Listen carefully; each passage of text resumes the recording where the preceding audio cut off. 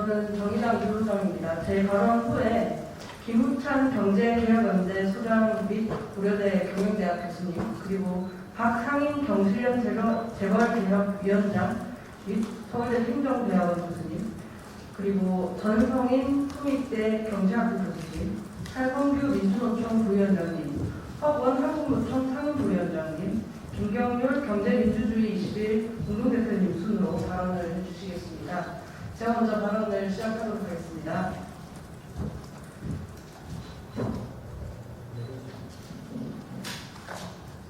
네, 안녕하십니까. 정의당 국회의원 유로정입니다. 현재 국회에는 비상장 벤처기업을 대상으로 1주에 10개 이하의 복수결권 주식 발행을 허용하는 정부의 벤처기업법 개정안 외에도 복수결권 부여 수의 제한이 없는 의원 개정안이 발의되어 있습니다. 발의된 법안들은 모두 벤처기업 창업주의 경영권 보호와 투자 활성화를 위한다는 명목으로 복수결권 도입을 주장하고 있습니다. 하지만 창업주의 경영권은 현재도 주주 간 계약을 통해 얼마든지 방어가 가능합니다. 이미 상법에서 정유 주식을 통해 무의결권 주식 등을 발행할 수 있기 때문에 충분히 의결권 방어가 가능한 상황에서 굳이 최대 주주에게 일주당 최대 10개 한도의 의결권 수를 보장하는 것이 어떠한 의미가 있는지 의문입니다. 오히려 복수결권 도입은 주주평등의 원칙에 위배될 뿐만 아니라 현 경영진에 대한 과도한 권한 집중을 발생시킬 수 있어 경영진의 사익 추구 위험이 확대되고 의결권이 희석된 기존 주주나 소수 주주의 권리도 약화될 수 있습니다. 유동자금이 풍부한 현 상황에서도 왜 B2B 중소벤처기업들에 대한 투자가 활성화되지 않고 혁신도 일어나지 않는 것에 대한 원인은 복수결권 제도가 없어서가 아닙니다. 벤처기업 관련 조사에 따르면 벤처기업 창업 후 IPO가 이루어지지 않는 데서 오는 어려움보다는 단가 후려치기 등 대기업의 불공정 거래 행위 및 불공정한 경쟁 시장이 벤처기업의 성장을 가로막는 요인으로 나타났습니다. 벤처기업의 성장을 위해서 필요한 것은 복수결권 제도가 아니라 재벌 대기업의 경제력 집중 억제 및 기술 탈취 등과 같은 불공정 거래 행위 근절을 위한 제도가 필요합니다. 복수결권이 가져온 사회경제적 부작용도 제대로 검토하지 않고 벤처 투자 시장도 잘 이해하지 못한 상황에서 비상장 벤처기업을 핑계로 한 정부의 복수결권 도입이 누구의 이익으로 갈지 분명히 알아야 합니다. 제도 도입 후 규제를 완화시키거나 회사법 개정을 통해 재벌기업까지 확대시킨다면 결국 이 법안은 재벌세습의 고속도로만 깔아주게 될 것입니다. 따라서 벤처 활성화의 실효성이 의심되고 부작용도 큰 복수결권 허용 법안의 폐기를 촉구하는 바입니다. 이어서 김우찬 경제개혁연대 소장님께서 발언하시겠습니다. 네, 김우찬입니다. 시간 관계상 두 가지만 짧게 말씀을 드리도록 하겠습니다. 먼저는 문재인 정부의 착각입니다. 문재인 정부는 법안을 내면서 비상장 벤처기업에게 복수권 주식을 허용하면 이들 회사들이 유니콘 기업이 된다고 하지만은 이거의 경우를 들어서 생각을 해보면 전혀 그렇지 않습니다. 복수권 주식은 유니콘 기업이 이미 된 기업들이 투자자와 협상을 통해서 얻어내는 일종의 전리품이기 때문에 비상장 벤처기업이 유니콘이 되는 이유가 복수권 주식이 아닙니다. 두 번째는 판도라의 상자를 여는 문재인 정부를 말씀드리고 싶습니다. 정부는 안전장치를 도입했으니 폐해가 없을 것이다 라고 얘기를 합니다. 그 중에 하나가 바로 상장되고 난 다음에 3년이 지나면 복수권 주식을 우선주로 강제 전환한다는 건데 우리나라의 정치, 경제, 언론의 현실로 봤을 때는 그렇게 되지 않는다고 저는 장담을 하고 있습니다. 결국은 모든 기업들에게 복수권 주식을 허용해주는 그런 판도라의 상자를 현재 역할할 거라고 저는 생각을 하고 있습니다. 이제 공은 국회로 넘어가고 역사의 주인이 되고 싶지 않다면 이 법안을 거부해 주시기 바랍니다. 이상입니다.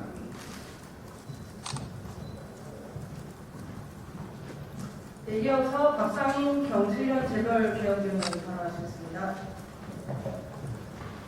네, 복수결권 관련해서 사실 저희가 취재위원을 작년 가을부터 결사했습니다. 올해 국회에서 공청회도 있었고요.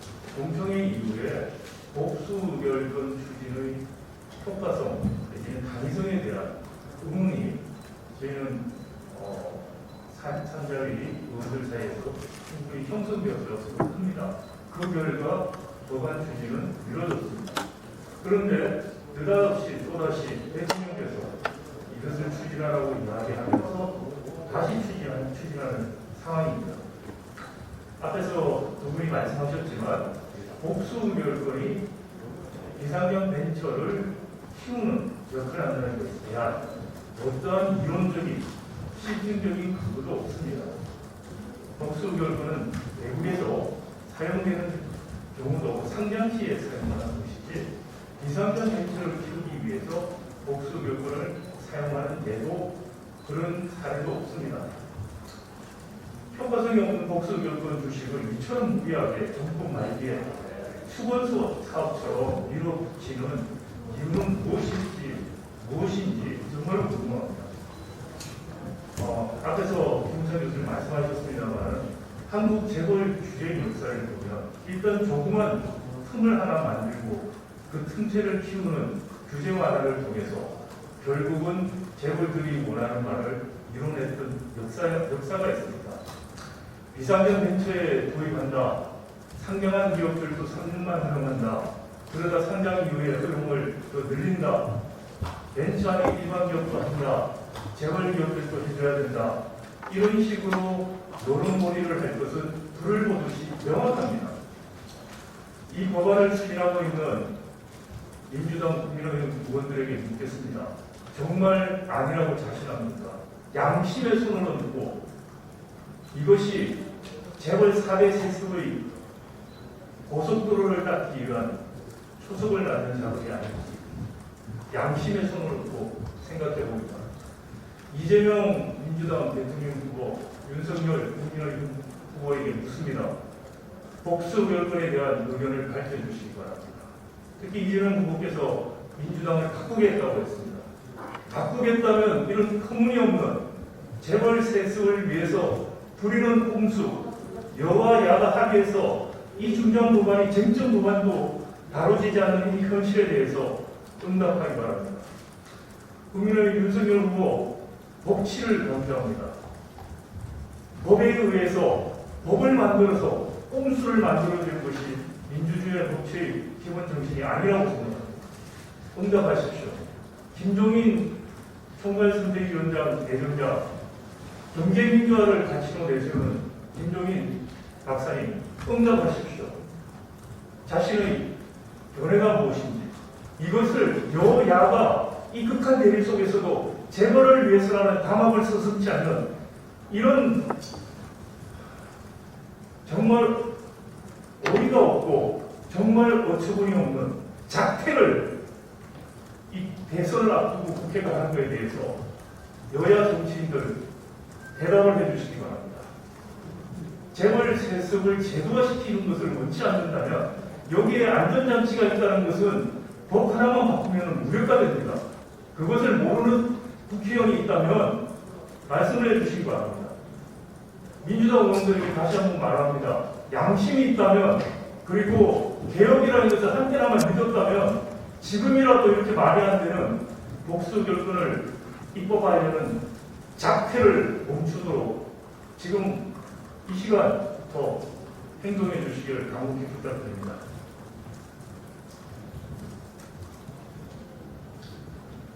네, 이어서 전성인 홍익대 경제학부 교수님 말씀해 주시겠습니다. 예, 국민 여러분, 코로나19 사태로 오랜만에 소통관에서 인사를 드립니다. 민의의 전장 속에서 민의가 제대로 울려 퍼지지 못했던 지난 1년 반 2년 동안의 세월이 눈에 상합니다. 오늘 시민단체들이 모여서 국민께 처음으로 보하는 소식이 재벌 특혜법 통과를 막아달라는 그런 메시지를 전하게 된 점을 대단히 송구스럽게 생각합니다. 지금 현재 벤처 특별법이라는 허구를 쓰고 나타난 것은 재벌 승계를 위한 발탄입니다. 이것은 승계를 눈앞에 둔 부재벌을 위한 특혜입니다. 물론 네이버, 카카오 등 신흥재벌을 위한 특혜가 정무위에 또 다른 개정안의 형태를 뒤집어쓰고 도사리고 있습니다.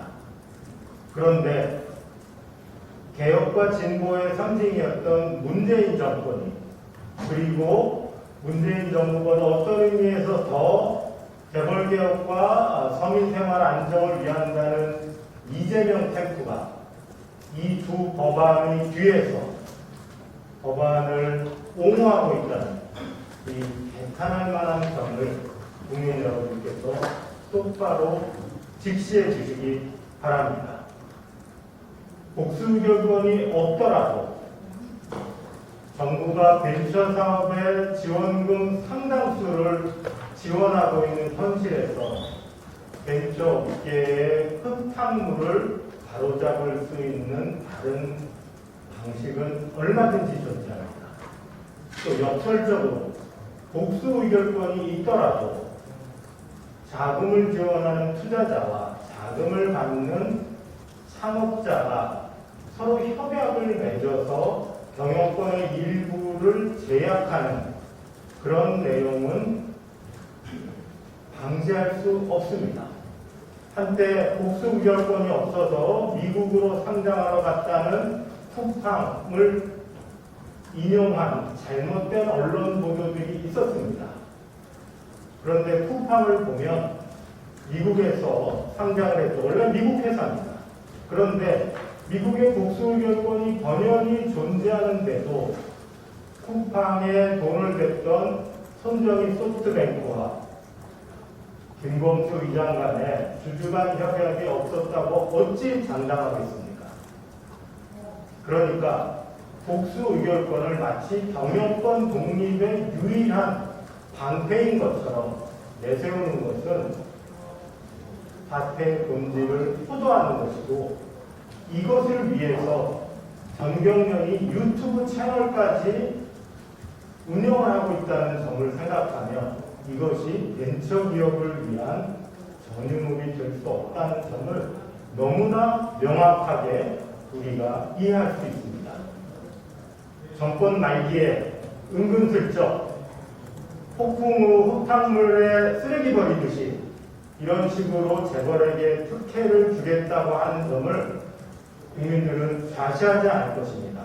그리고 아까 박 교수님께서 말씀하셨듯이 각 대선 캠프는 부재벌에 대한 이 특혜법, 그리고 신재벌에 대한 특혜인 전근법 개정안, 이 두 가지에 대해서 자신의 캠프의 명확한 입장을 밝혀야 할 것입니다. 특히 이재명 캠프에 속해 있는 김병욱 의원이 이런 개정안에 이름을 올리고 있다는 점과 관련해서 이재명 캠프는 이 문제를 외면하거나 묵살해서는 안 될 것입니다. 그리고 국회의원들도 자기의 조그마한 이해에 눈이 멀어서 자기의 이익과 이 법안의 통과를 엿바꿔 먹는 그런 근시안적 행태를 보여서는 안 될 것입니다. 저희들은 지금부터 이 법안의 통과를 저지하기 위한 폭력적인 행동에 나설 것입니다. 감사합니다.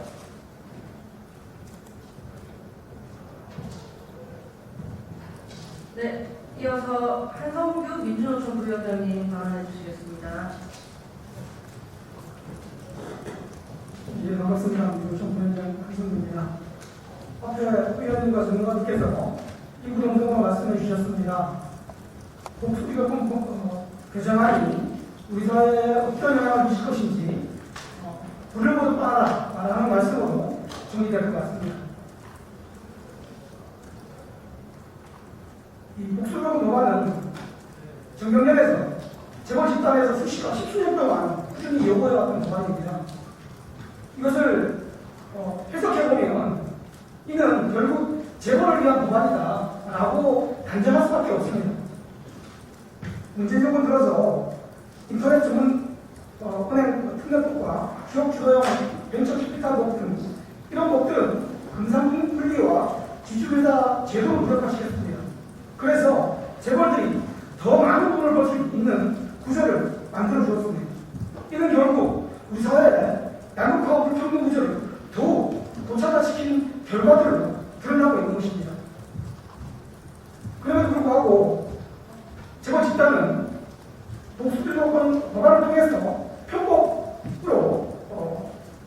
민주당의 부를 세습하기 위한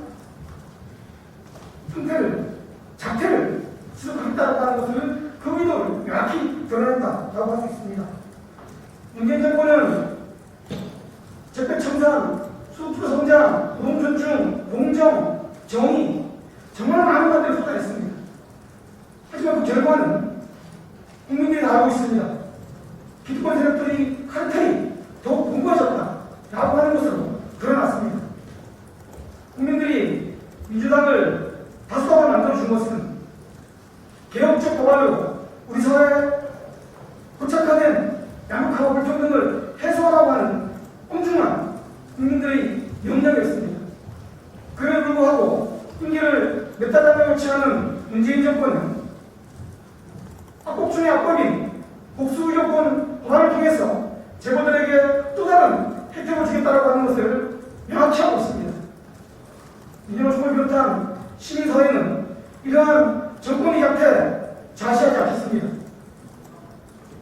이 정권이 끝난 날까지 투쟁할 것이고 또 한편으로 이재명, 윤석열 캠프도 그리고 제3당 대선 후보들도 이에 대한 입장들을 명확하게 밝혀주실 것을 요청드립니다. 이상입니다. 안녕하십니까. 한국총 상임부회장입니다. 정말로 답답합니다. 복수 일꾼이 무엇이 문제이고 어떻게 해야 될지에 대해서 수없이 많은 기자회견과 토론회와 우리들 입장을 받겠지만 문재인 정권이 임기를 얼마나 남기지 않고 지금 이 시간에 또다시 복수를 놓치지 않고 추진하고 있어서 계산을 정할 수 없습니다. 잘 아시겠지만 이 복수 의회는 2004년도부터 증명진을 통해 이 제도개혁을 끈질기게 주장해온 재벌들을 위한 법안일 뿐입니다. 최근 여당 및 재계 증명진이 주장하고 있는 비상장 벤처기업 육성을 위한 복수 의회라는 프레임이 실제 벤처기업 육성과 성장에 도움이 전혀 되지 않으며 해외 사법상 주류 평등의 권리를 분명하게 훼손하고 있고 대주주 지배 집중을 심화시키며 무한 경쟁력에 대한 과도한 보호도 이어질 수밖에 없는 것입니다.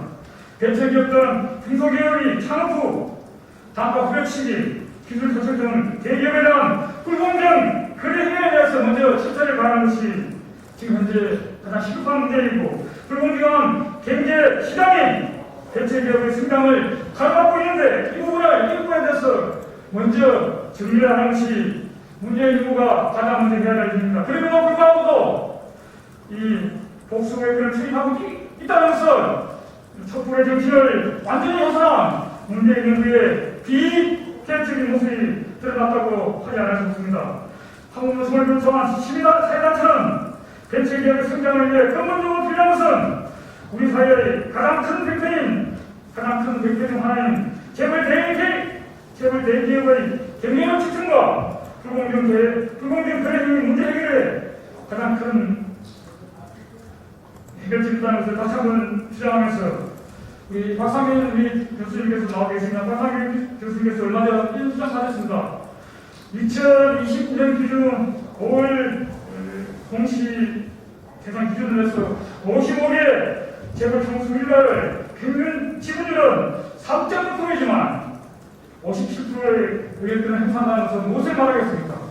다시 한 번 더 문재인 정부는 재벌 개혁의 후퇴에 들어서면서 더 이상 발동을 시키지 말고 재벌 개혁을 위한 마지막 시민단체 목소리를 끝까지 결정해서 임기가 남지 않았지만 최소한 복수의회는 비상장한 기업, 벤처기업 성장에 대한 이 부분에 대해서는 결단코 거기에 충마되어서는 안 된다는 사실을 강조합니다. 이상입니다. 고맙습니다.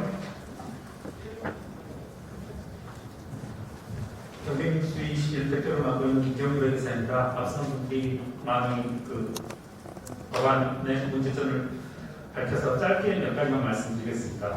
문재인 정부 나아가지고 또 김경옥 의원 안들에서 나타난 것이 벤처 활성화를 위해서 대규모 투자에 따른 경영권을 보호하겠다 이런 말씀을 하고 있는데요. 대규모 투자와 경영권이 관계없다는 것이 극명하게 드러난 사건이 대장동 하천대유 사태입니다.